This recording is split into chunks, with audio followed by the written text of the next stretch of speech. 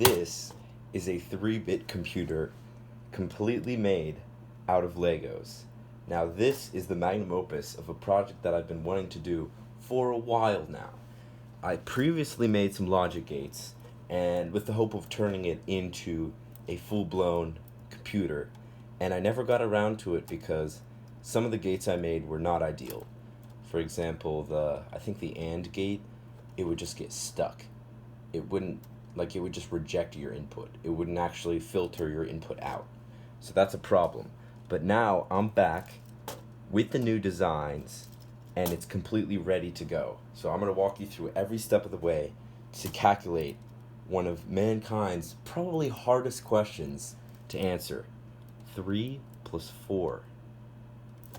So let's get going. So before we start, I'm just going to say this is the circuit map that I've used. So this is Steve Mould's water computer video.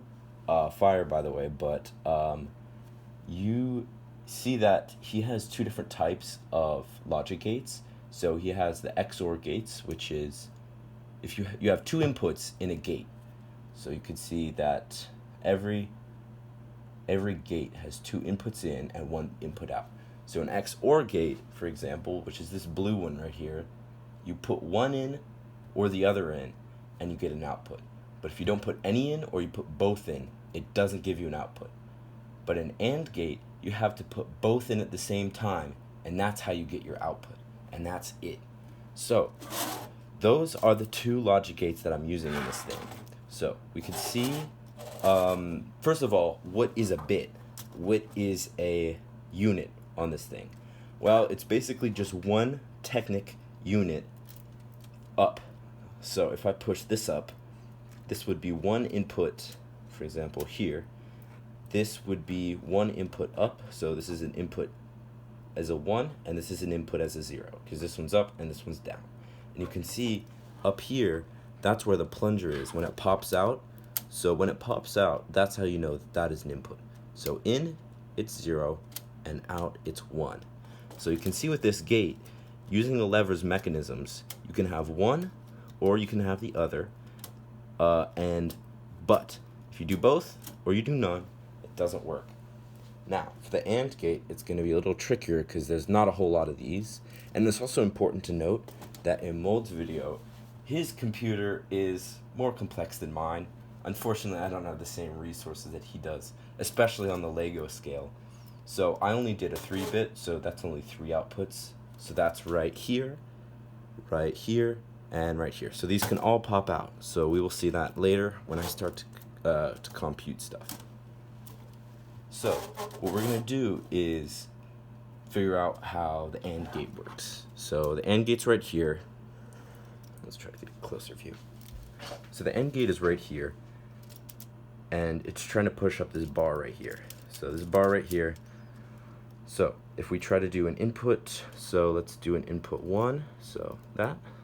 It's one input, doesn't lift up the black bar. The other input also doesn't lift up the black bar, but both together, boom, you can see that it lifts up the black bar and applies a unit of 1 to the output. So if I follow that circuit diagram, I can get this whole thing set up, and it can properly compute numbers. So it's only 3 bits, so it's 6 inputs and 3 outputs. And you can see that on the bottom here, there is 6 different buttons you can press. One here, one here, one here, one here, and one here. So let's do a quick one to just test it. And that's, we're gonna need our binary numbers for that. And that is 1, which is the binary, in binary is 0, 0, 1. So what's 1 plus 1? Now, let's see. So it's 0, 0, 1, plus 0, 0, and 1. So we should be able to press these two together, and let's see what we get. We get the middle peg upward. So there's one peg here, here, and here. So we get down, which is 0, up, which is 1, and down, which is 0. So that's 0, 1, 0, which, as you can see in binary back there, let me bring it up closer. we can see that 0, 1, 0 is 2. So now we know that 1 plus 1 is 2.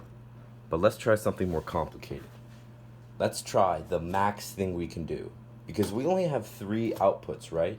So the max amount of number has to be 1, 1, 1. And if we look at this map, that ends up being 7. So what 2 numbers add to 7? That's right, 3 plus 4. So let's do it. So what's 3? That's 0, 1, and 1. So that's, well, let's see here. 1, or it's 0, then 1, then 1. And then what's 4? Well, 4 is 1, 0, 0, so in binary. So you have 1 for 4, and then 0, 0. And then for 3, you have 0, 1, 1. So it's complicated, but computers are complicated, so that's understandable. Now if we move up here, we can see that we have all 3 inputs done. So we got 1, 1, and 1. And you know what that is? It's 7, baby. So that is my computer.